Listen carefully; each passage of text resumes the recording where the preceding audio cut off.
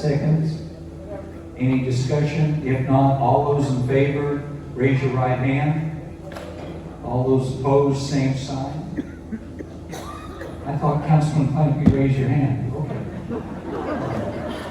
Thank you very much, ladies and gentlemen, and welcome back, both of the members of our board. We appreciate all your hard work. It's most appreciated. Okay, let's move on to our briefings. This ought to be most interesting.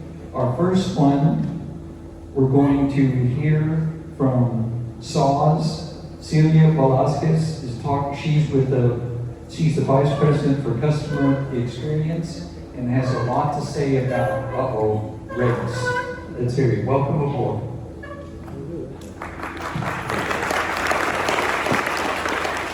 Well, thank you. Good evening. Thank you for having the San Antonio Water System to be able to give you a briefing on our rates. Again, my name is Cecilia Velasquez. I am the Vice President of Customer Service for SAWS. I've been with the company a little over 15 years.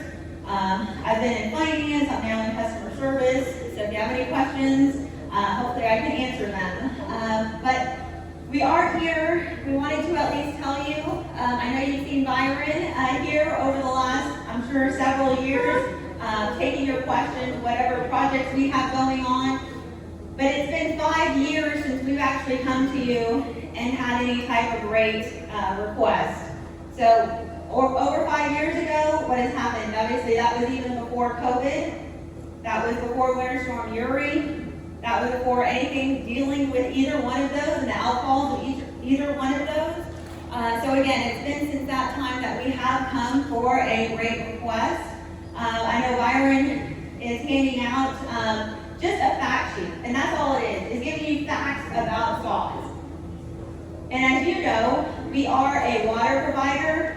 We're a wastewater provider. Well, we take that away from you. When you, obviously your toilets, your sinks and things like that. We're a recycled water provider. We also provide chilled water services. So there's lots of different things that we provide this community. And actually, just looking at the number of connections, if you are one of our customers, you are one of over 600,000 customers that we have. That makes us, just by that alone, the 7th largest utility in the nation, right? So not just in Texas, but the nation. Another fun fact is we have almost 8,000 miles of main, water main, that of course is running underground and you don't see it, coming to your house, coming to your place of work, coming to the senior center, and providing service every single day, right? Because you don't think of us when everything is going well. You think of us when things aren't going well. When you see water flowing down the street, when water isn't coming into your neighborhood or something's happened, but you're not thinking of the other 360 days when everything else is going well, right? And that's what we want. We don't want you to have to think about us. But when you think about all of the mains, that 8,000 miles of main for water and the 6,000 miles of main for sewer, we now become the 3rd largest utility in the nation, right? Just because of all the mains that we have. We are only behind the city of New York and the city of Los Angeles when it comes to how big we are in terms of the miles of main that we have. All of those miles of main have to be maintained. And that's what we're trying to do here. We have gone as long as we can without needing a rate increase. And again, we're not looking for a rate increase for more safety vests, safety goggles. We're looking for the main construction projects that need to fix these mains. So that's what we're looking for right now. Every year over the last 5 years, even looking back, we averaged over $600 million of your money. You obviously, we're municipally owned. We have to go to the city council for anything dealing with rates. So it's your infrastructure that we are trying to maintain so we don't end up like Flint, Michigan. We don't end up somewhere where we have major water quality issues. We don't want to end up anywhere like that because we want to ensure that we have TCEQ, our regulator, we make sure that our water is safe, it's reliable at all times, right? So that's what we're wanting to ensure, but that's why we need to maintain it. Just like you need to maintain anything in your house, we need to make sure we're maintaining all of our equipment, all of our machinery, everything that we need to maintain with these pipes, that's what we're looking for.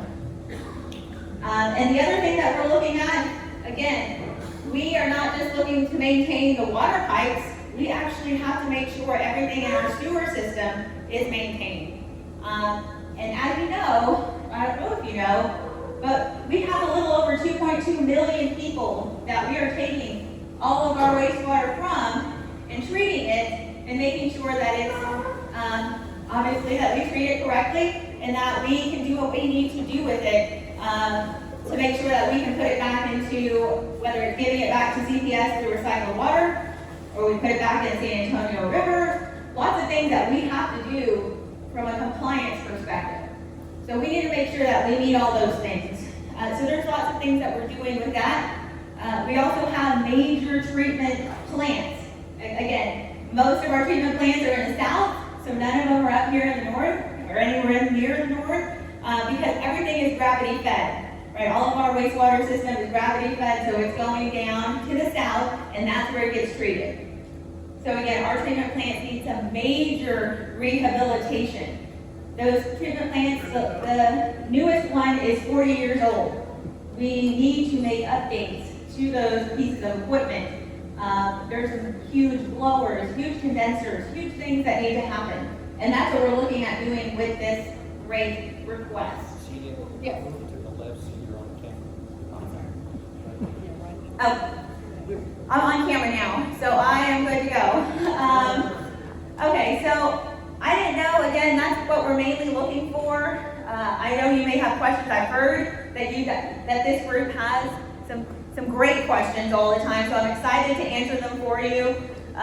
So that's what we're looking for. If you do look on this sheet, again, I've gone over a lot of the high-level points of why we need a rate increase. Even given where we are right now, you can see where STAW's rates, our residential rates, fall compared to any other major Texas city here in the state, right? So, yes ma'am. Speak up so everyone can hear you.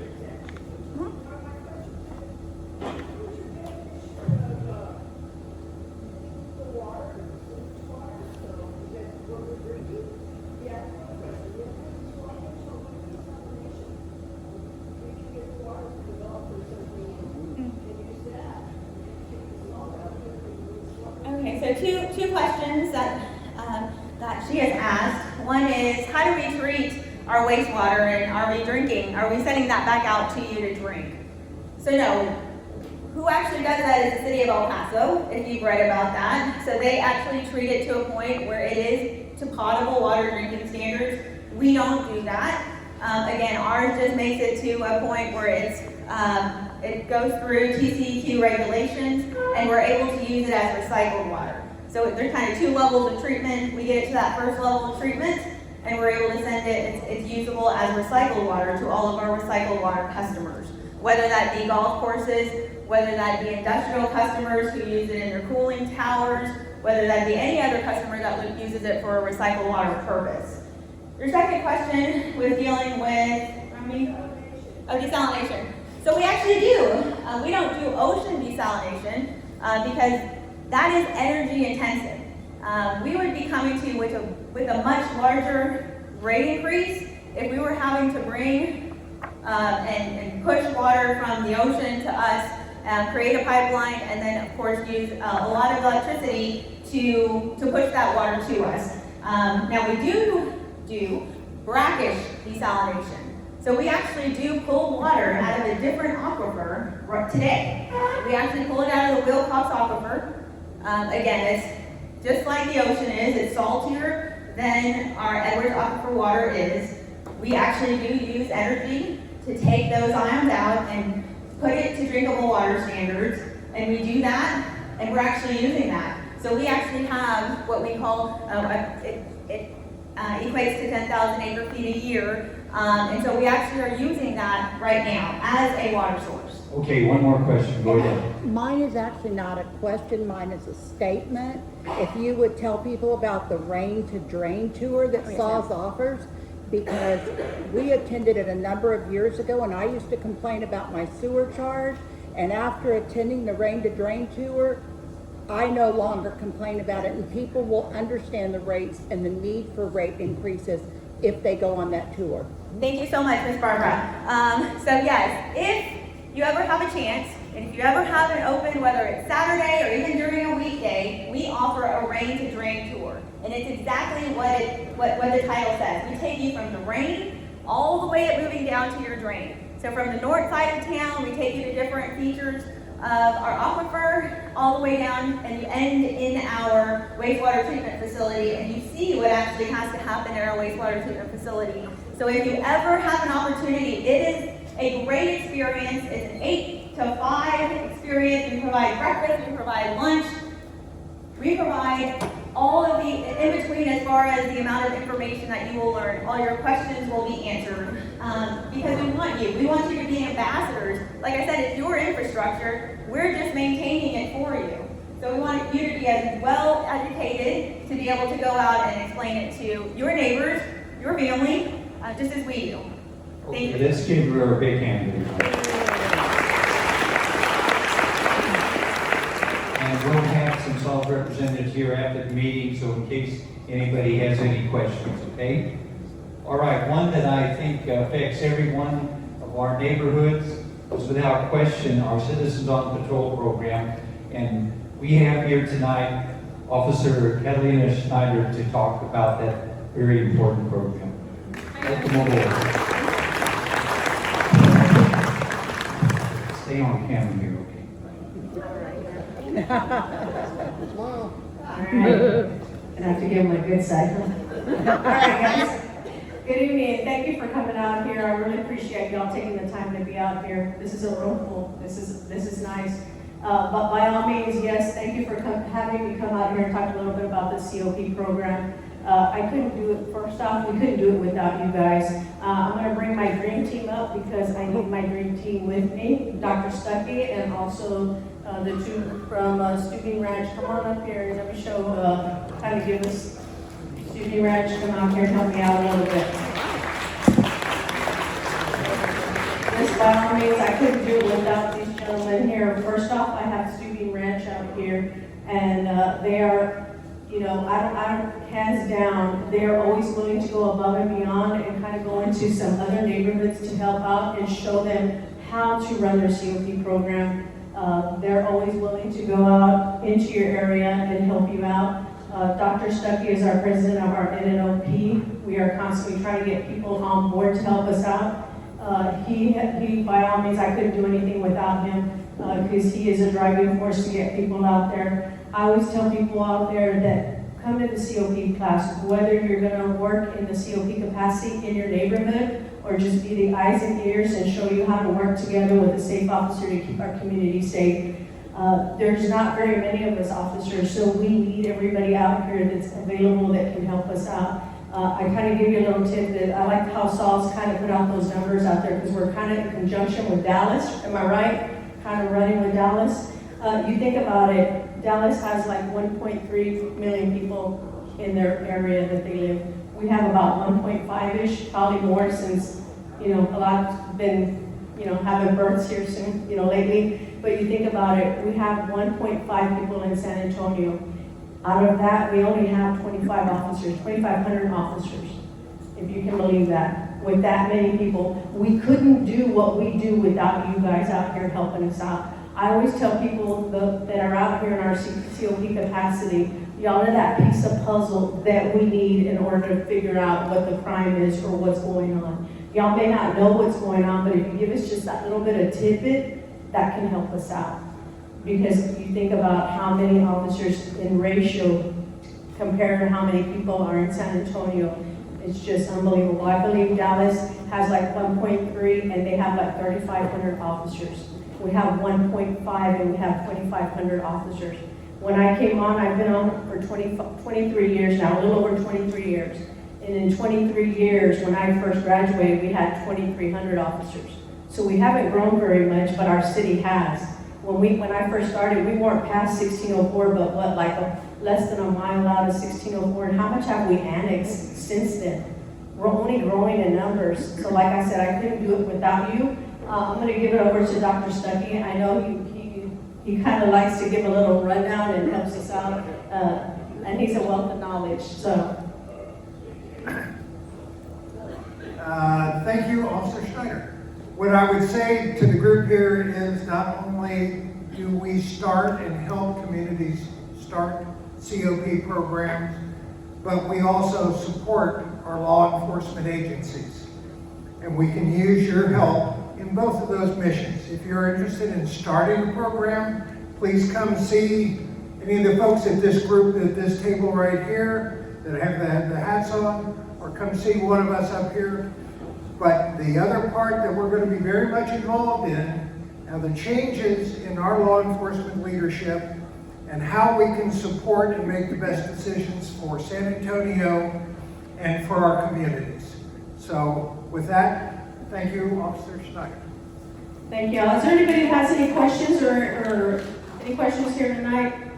Like I said, come out and visit me and come out and take one of my classes, my COP classes. You'll get to hear some of my stories. Those of you that have attended the classes kind of enjoy some of the stories that I've gone through in this 23 years of service that I have given the city that I love. So thank you guys, and thank you for being out here. Do you much today? Not much to say. Not too much to say. Only that we are a mobile neighborhood watch. We don't go for confrontation. And We observe.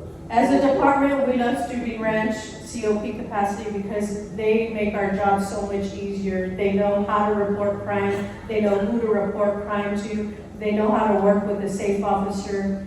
And to us, that's what we're here. That's what we're looking for, right? To help us, because we can only do so much. We don't live in your neighborhoods. We don't know who's supposed to be there, who shouldn't be there, who's kind of not sure whether they should or should not be there. So that's why we need y'all's help, guys. If y'all please come out and take one of my classes and see what it's all about. Thank you. Give them a hand, everybody. Good night.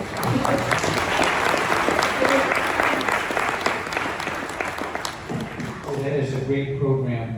A lady named Pam Hayes right here is in charge of our, wave your hand, Pam. She's in charge of the Northern Hills program.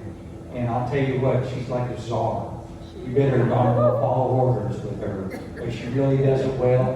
And it's amazing how when you've got those extra eyes out there patrolling around in the neighborhood, it scares off the bad guys. It really does. So every single neighborhood ought to have that program. So I hope you'll look into it and get started.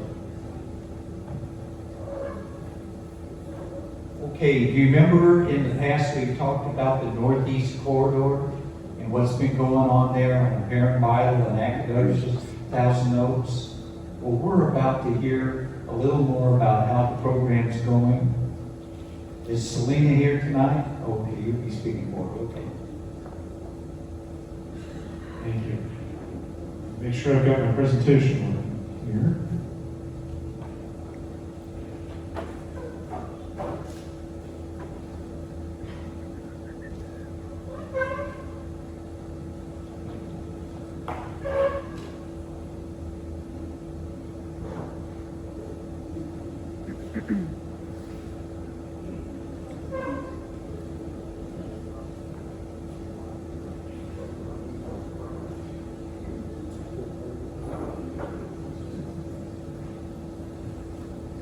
Okay, so we've had the good fortune of presenting to you all several times, as well as the D10 meeting several times about the revitalization plan. We try to mix it up, make things a little bit different each time, so you can hear some different things tonight.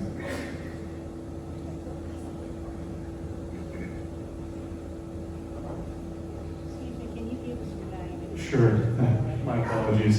My name is Jay Lau. I'm with a firm called Workshop. We're the lead planner for the city of San Antonio. We've also got a number of consultants who work with us on this project. The boundaries, I think most of you all are familiar with the general area. So the Parent Bible of Nacogdoches, basically between 410 and O'Connell. So we've got 3 phases to our project. We've completed the first phase, which is talking about the existing conditions of the site, and we're going to give you a little bit of information about that. But we're also in the middle of our exploration phase. So talking about the different options there are to revitalize the area financially, And one of the components of that, which we're going to talk about tonight, and we would really like your feedback on, is related to branding and identity. So we're going to see a little bit about that in a second here. So wanted to share some of the things that we've heard. We've got that up on the screen here. Strong community ties and neighborhood pride is something that's come through very clearly from a lot of different folks we've heard from. A lot about the TERS. Public awareness of TERS funds is limited, and some of you are probably asking, what is a TERS? An equivalent problem there. There is actually a program to fund small businesses to do facade renovations and things like that. That is part of the TERS funding. Some folks feel that it's tough for some small businesses to make use of that. People have talked to us about demographic shifts in the neighborhood over the decades. Affordability is part of that issue. Lack of public amenities and green spaces, and that's something that our analysis proved out. That is happening. And high vacancies as well. That is also something that we saw. The level of vacancy in office space, retail space, are higher in the Northeast Corridor study area than they are elsewhere in the city. One type of vacancy, though, housing, is actually lower in this area than it is in other parts of the city. A little bit of demographic data that we've collected. It's always interesting to see how various things stack up between this area and others. Average household size, 2.5 about normal for Samsung, about average. Non-family households, so this is a household with somebody living alone or with a roommate rather than with a family. It's higher in this area than it is elsewhere in the city. Smaller households, the 1 and 2 person households, a little bit higher here than elsewhere in the city. Median age, only a tick or two older than other parts of the city. The average household income is actually a little bit higher than in other parts of the city. So about 2/3 or so of the houses in this area are owner occupied, about 36% renter occupied. A little bit more home ownership in this area than in some parts, although that's pretty wildly variable across the city. Industrial, we talked about this 2 weeks ago at the D10 meeting. This is one of the leading parts of the city for industrial construction. If you look at the orange bar there, that's year-to-date under construction. This happened to be for the first quarter of 2025. The orange there is the Northeast trade area, which is kind of a larger subset around us here. The blue is the city as a whole, so you can see how big a proportion this area is of the entire city. And on the right there, a heat map of accidents. So looking at the corridor leading from south to north there, 410 on the south. 2 hotspots, one at Thousand Oaks, and the other a little bit south of that at Malcolm Aaron. Those are the 2 most difficult intersections in terms of safety. Okay, so this is the fun part here, talking about the identity. So one of the things that we were asked to do was to come up with a brand for the Northeast Corridor. It helps to have kind of a unifying idea for these things. And this can be used in a number of different places, on printed materials that the city puts out, for example, or on neighborhood signs and things like that. There were 2 main areas that we thought made sense to look at as possible inspiration for this. One, I think probably on the left side there, many of you are familiar with. Part of the Northeast Corridor is historically actually part of the old Camino Real de los Tejas, the old Spanish royal roads. In fact, that's why Nacogdoches is called Nacogdoches, because it went to Nacogdoches. So that was one area that we pulled inspiration from for one option. And the right side there, the neighborhoods themselves, back in the 50s through the early 70s, this was an incredibly fast-growing, dynamic neighborhood. We were able to track down a lot of advertisements, actually, that the neighborhoods, that the different developers of the neighborhoods use as part of their marketing materials. And there's a wealth of really fascinating graphic information that we were able to pull from that. So our consultant, Tree Group, who does a lot of work with the city, they're a local branding and graphics firm, put together a couple different options. So this is the first one, historic trail option, looking a little bit more at Spanish precedent, and the typography and the kind of icon symbol there.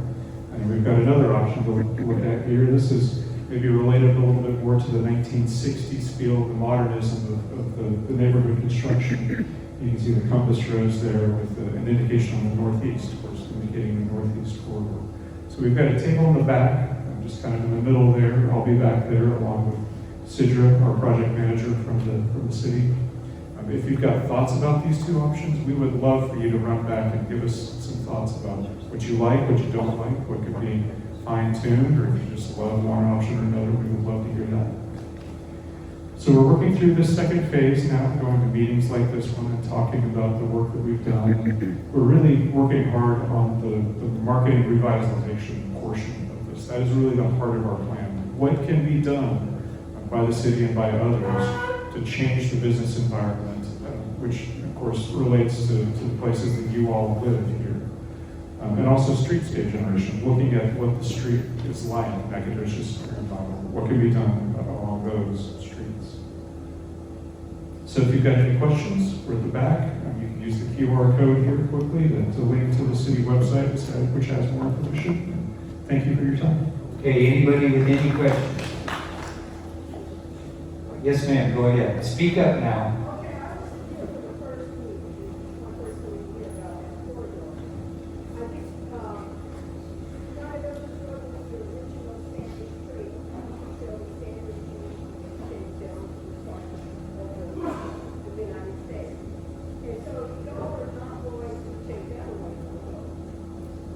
So the question pointed out that Nacogdoches was the original Old Spanish Trail, and we're not going to take that away. Certainly not. In fact, that's one of the parts of history that we think is worth emphasizing and connecting to. We need the history, we really do. Okay, anybody else with any questions about the Northeast Corridor? Again, we've got material back here in the back, and folks to answer any of your questions about it. Look at that, folks. See, there's a big chart on it. And there'll be some material that we need to have you share with the neighborhoods, okay? All right, let's give him a hand, everybody.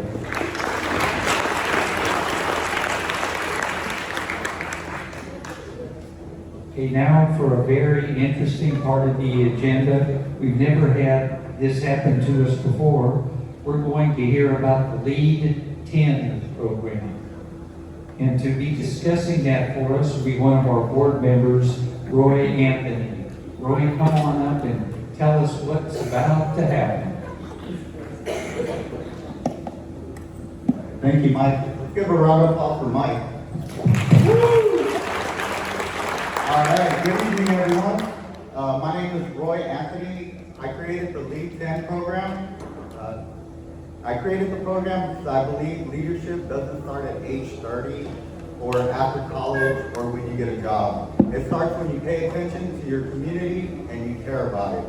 Over the past few months, I met with principals, assistant principals, teachers, and I visited schools, libraries, community colleges, and I expected a big turnout. I expected a room full of students ready to become leaders. But at our first session, only 2 students showed up. Some people may see this as a failure, but I did. I saw it as the beginning. Because every great movement in history starts with 1 or 2 people who are willing to show up. LEAD 10 is not built on popularity, it's built on commitment. It's about the students who are brave enough to take action even when no one else is watching. In LEAD 10, we focus on 4 things. Understanding how local governments work, because leadership starts right here where we live. Speaking with confidence, even when our voice shakes or cracks. Building community projects, because real leaders serve, not just talk. And learning how to turn ideas into something real, like this mock election today. This isn't just an activity, it's proof of something important, that youth has a voice, and when youth has a voice, the future listens. I didn't start LEAD 10 for attention. I started it because I believe this generation can do more than anyone expects if someone just gives them a chance. LEAD 10 isn't mine, it's yours. I just opened the door. And now it's your turn to walk through. So if you're sitting here today wondering whether your voice matters, I want you to know something. Leaders aren't born, they're built. And maybe that building begins today. Thank you. All right, today's mock election is a learning exercise. It's not about winning or losing. It's about practicing leadership, public speaking, and respecting the democratic process. Both students are leaders, and both students will receive their certificate today. The vote simply reflects how an audience responds in that moment, just like in real civic life. After both speeches, we'll do a raise of the flag vote. This keeps it interactive and helps everyone see how the democratic process works in real time. Okay, thank you very much for our first candidate. I'd like to introduce Andrea. Everybody, let's give it up for Andrea.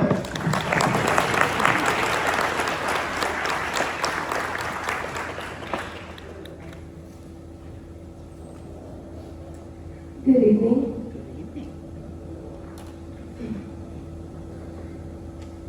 My name is Andrea Rivera. I'm a junior at James Madison High School, and I am a daughter of an Army retired veteran.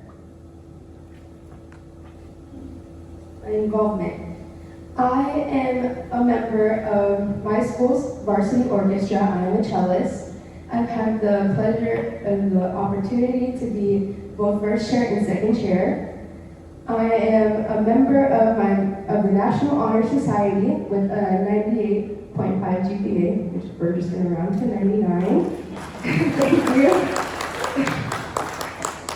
Through this program, we focus on giving back to our community by participating in volunteer opportunities such as park cleanups, food banks, and school events.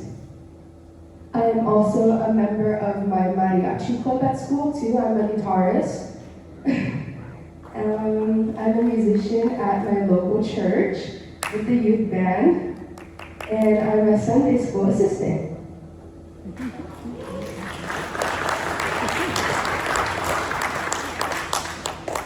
Giving back to my community.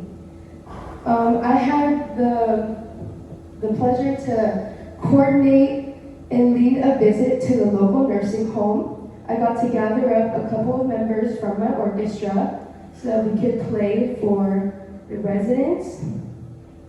Being able to do this made me realize the power of organization and how important it is when, planning an event. Doing this made me feel so proud of myself because I am now aware that our elderly in these retirement homes do not have very many visits, and I was happy to make their day and remind them that they matter. I also want to inspire the other youth of San Antonio to find ways to be present in our community, whether it be like me, going to visit our elderly, or simply socializing with others. Thank you. Vote for Andrea Rivera.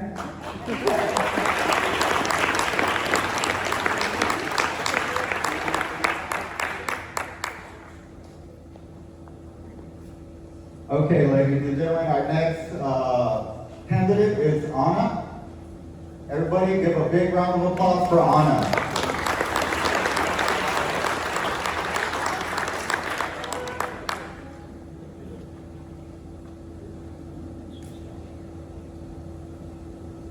Good evening, everyone. My name is Ana Rivera. I am a senior at James Madison High School, set to graduate in May.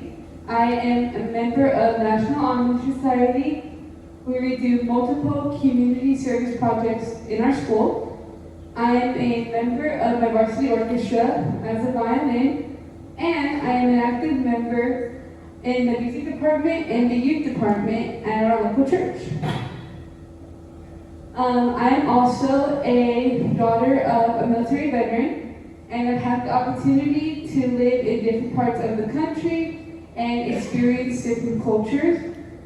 I've also had to experience multiple medical challenges, long hospital stays, and multiple surgeries, but these experiences have taught me resilience, how to keep going no matter what, and to keep going even when things get hard.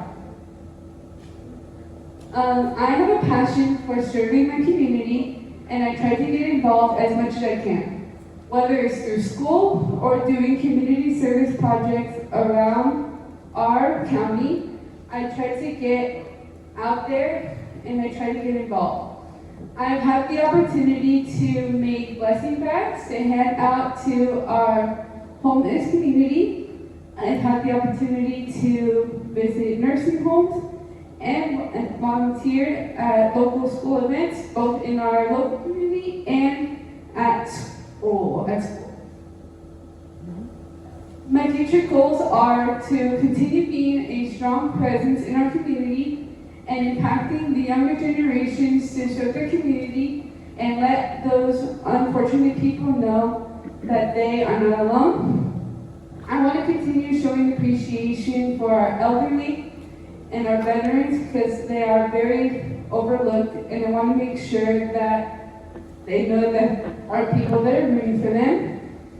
And in the future, I hope to enter into a career in human services to just be a stronger presence.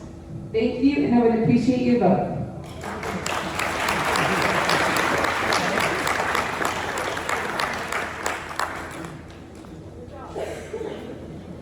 Okay, ladies and gentlemen, before we vote, let's give both candidates a big round of applause.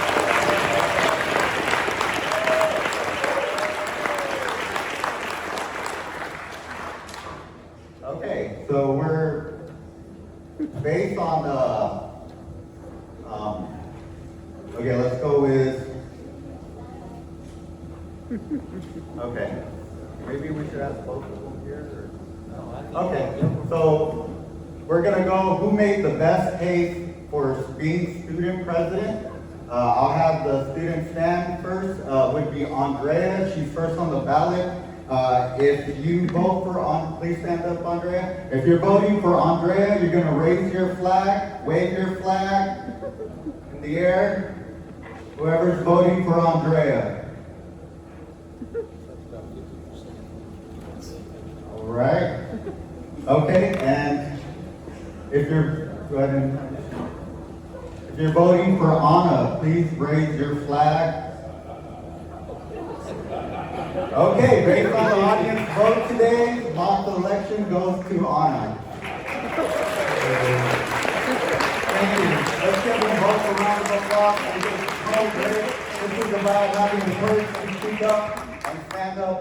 Thank you. Well, thank you very much, Roy. We appreciate it. Well, that's a good learning experience. One of the things I learned is I wish they were on the May ballot.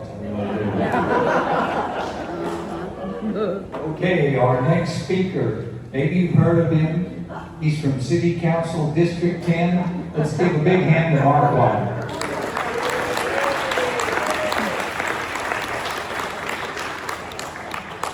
Thank you, Councilman Gallagher. How are we? Everybody all right?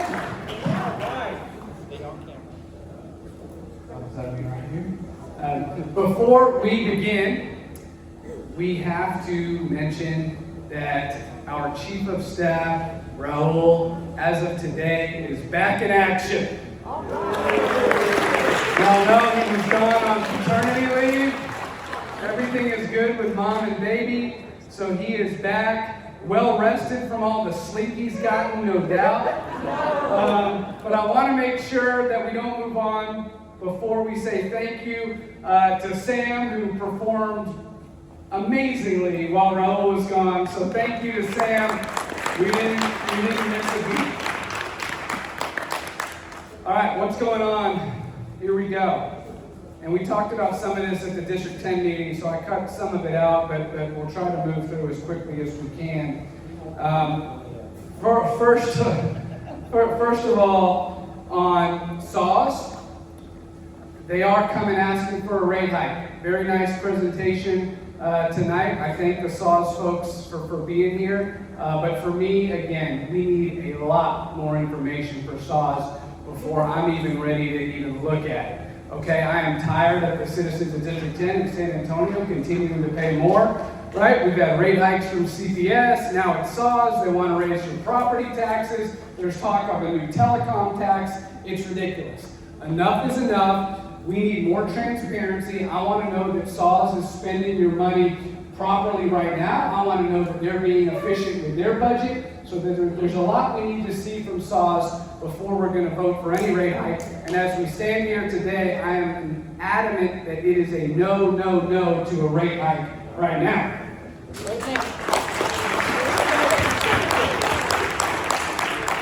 The NEC was mentioned by one of our presenters, and I just wanted to make a quick note that we are going to use our TIRZ, right, tax increment reinvestment zone that we have up here in our district, to look at getting new neighborhood signs for some of the neighborhoods in the corridors. It's not going to cost anything to those neighborhoods, but there'll be more information on that coming. I said 2 years ago, I really think we need to spruce up, the middle part of our district, right? Get some uniformity, some newness in there. New neighborhood signs, I think, would go a long way to doing that. So there'll be more information coming soon there. Guajolote Ranch, just want to make sure everybody noted that vote from a couple of weeks ago. I'm a big private property rights guy, right? I believe if you have your own property, you can more or less do whatever you want with it, unless you're going to negatively impact others. And on this one, there were some very, very reputable scientists that said if this development was to go forward, the one that Lennar Homes wants to do, that it could contaminate our aquifer. We cannot risk anything contaminating our drinking water, so I was a no to that, and the resolution failed.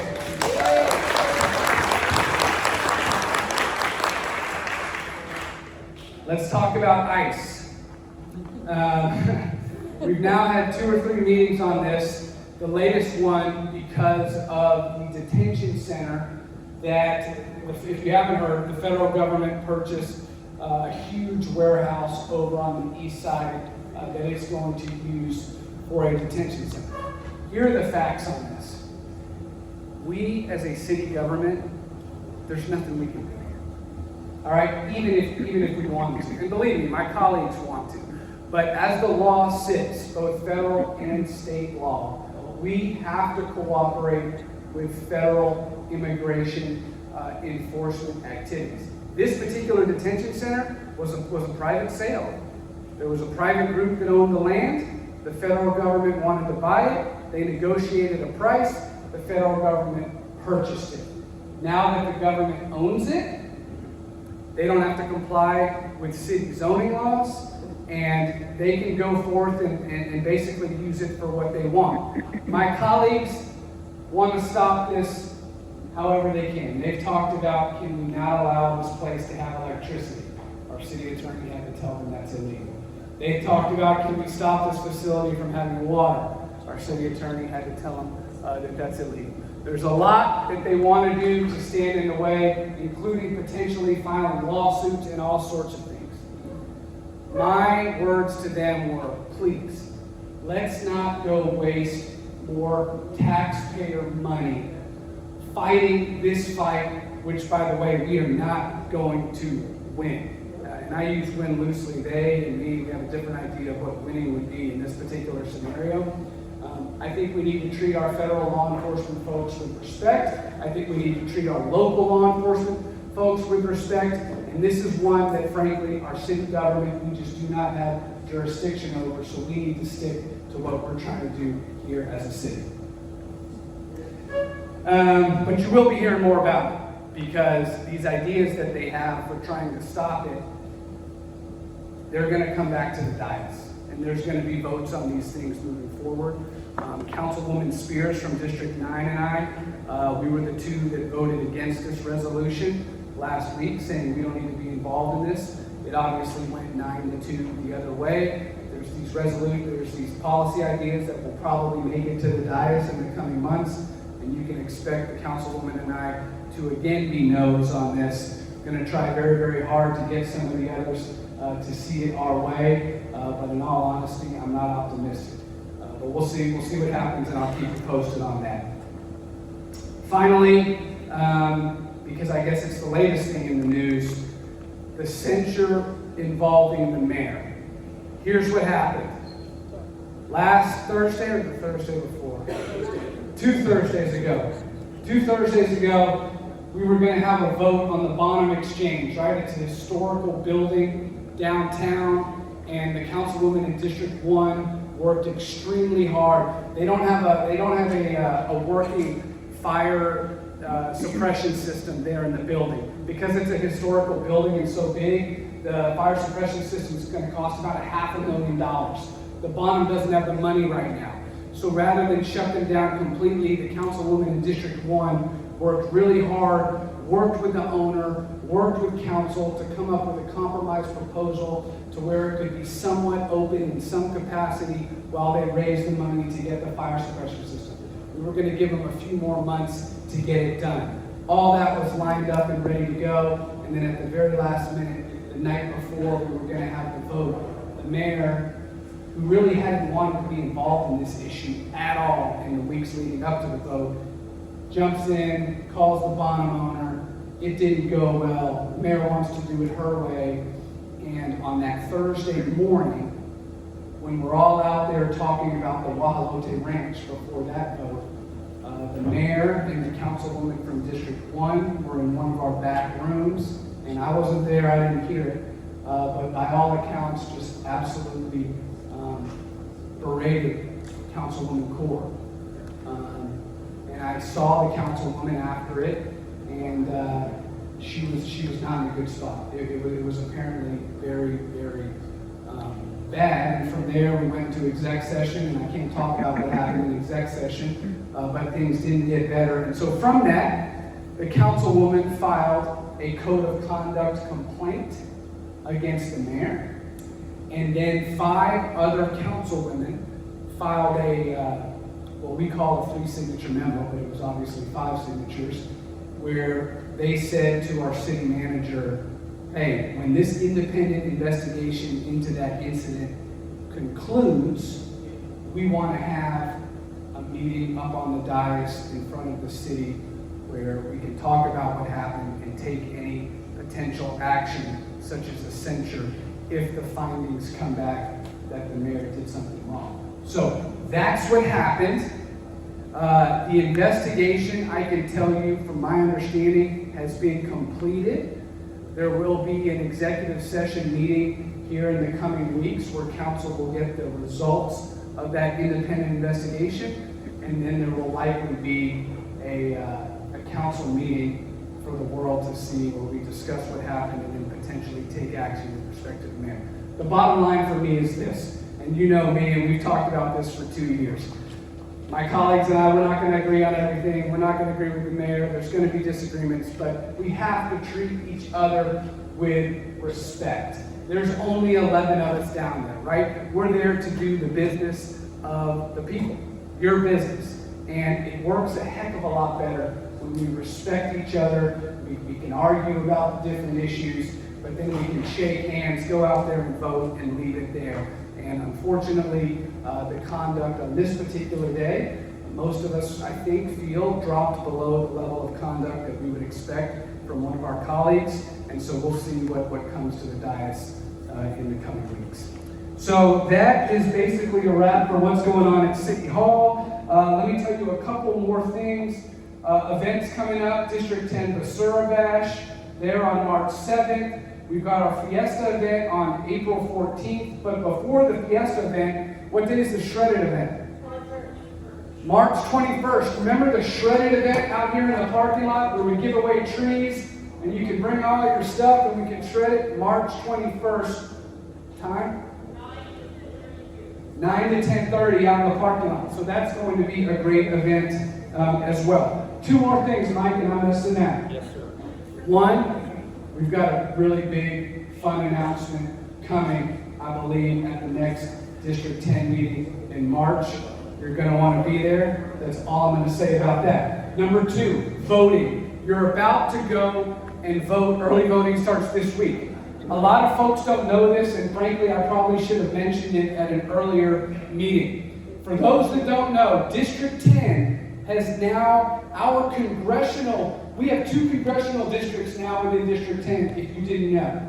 So the southern part of District 10, the Oak Park Northwood area, is still in Congressional District 21. That was Chip Roy's district. Chip Roy has now left to run for Attorney General, So there's a bunch of folks running for the new Congressional 21. If you live down in Oak Park, Northwood area, you're still in the 21. Where's Dennis? Dennis, you guys up in Rosehart, up above 1604 in there, you're still in the 21 as well. However, a vast majority of the middle part of District 10, between 410 and 1604, you have now been drawn into the new Congressional District 35. John Lujan is running for that seat, along with some others that you may know. So when you go to the polls coming up, don't be surprised that, hey, you're now in 35. So do your homework, check it out online, but I wanted everybody to know, District 10, we're now going to be represented by 2 different people up in DC. And so that'll be on your ballots coming up. Very good. That's all we've got. Thank you all. If you've got any questions, District 10 team is here. Go ahead.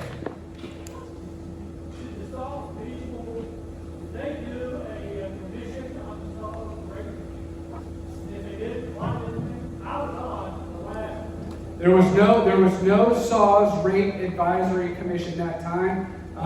You may be able to answer why there wasn't.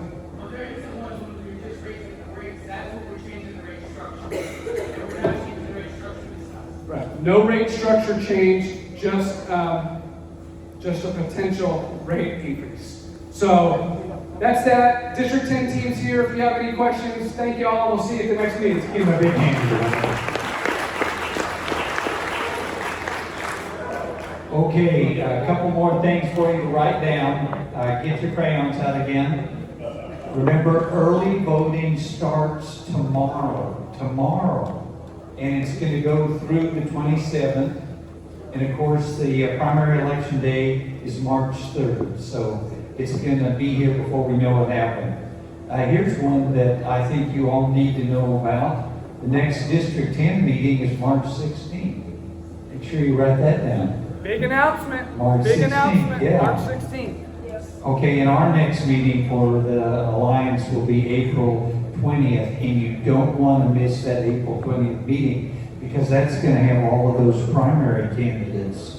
You're going to get to meet them face to face and ask them questions. Those will be the ones that won from what we have going on here this next week. All right. Now we're going to the important part. Councilman Clamp, Councilman White are going to help out here. And the first thing is a gift card.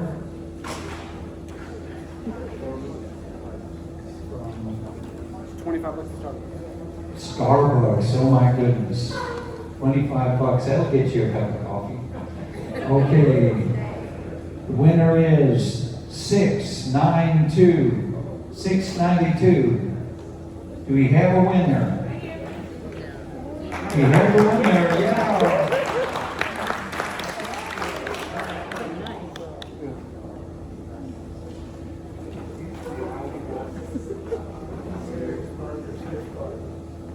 Well, very good. Okay, Peter Terry's Burgers gift card. Well, this will be a good, healthy one. Your doctor will be glad to hear this. 671. 671. We have a winner.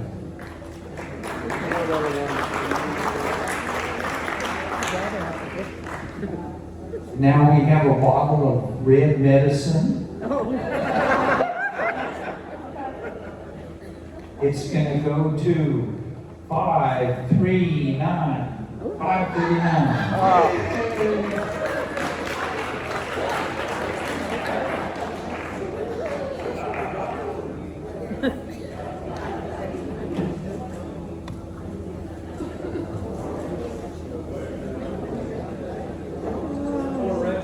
One more, another one of the same thing that I know everybody cares about. It's very good for your brain.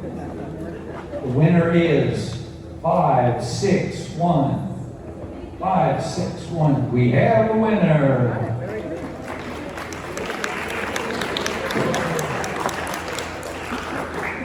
Hey, ladies and gentlemen, I'd like to thank you once again for turning out tonight.